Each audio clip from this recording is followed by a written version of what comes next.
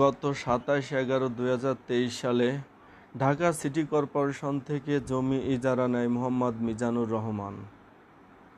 লাল মিয়া, সৈয়দ কোষাই এবং তুফান সহ তাদের সন্ত্রাসী বাহিনী মিলে জমিটি দখল করে রাখে।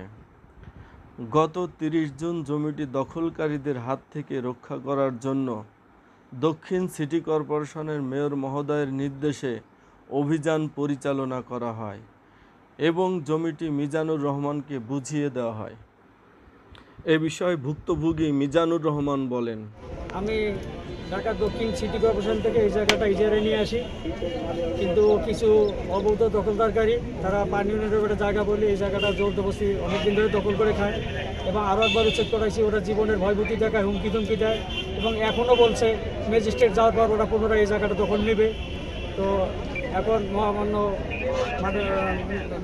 বিজ্ঞ ম্যাজিস্ট্রেট সাহেব এবং থানার ওসি অপারেশন সাহেব আছেন, ওনারা এই ব্যাপারে কী ব্যবস্থা নেবেন আমি ওনাদের হস্তক্ষেপ কামনা করছি, যাতে ভবিষ্যতে আমার জীবনের মধ্যে কোনো নিরাপত্তাহীনতা বা হুমকির মধ্যে না পড়ে।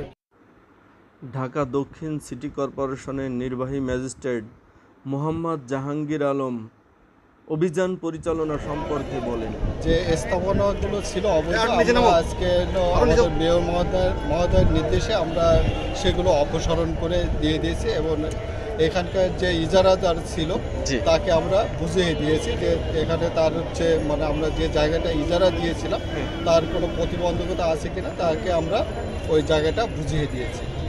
আচ্ছা, এখানে একটা প্রশ্ন সেটা হচ্ছে, এক পক্ষ বলছে যে তারা সিটি কর্পোরেশন থেকে নিয়েছে, আর এক পক্ষ বলছে পানি উন্নয়ন বোর্ড নিয়েছে, পানি উন্নয়ন বোর্ড থেকে নিয়েছে। এই ব্যাপারটা একটু ক্লিয়ার করুন। জায়গাটা আমাদের হলো 8 লেনের একটা রাস্তা জায়গা, এটা সিটি কর্পোরেশনের হলো যে জায়গা।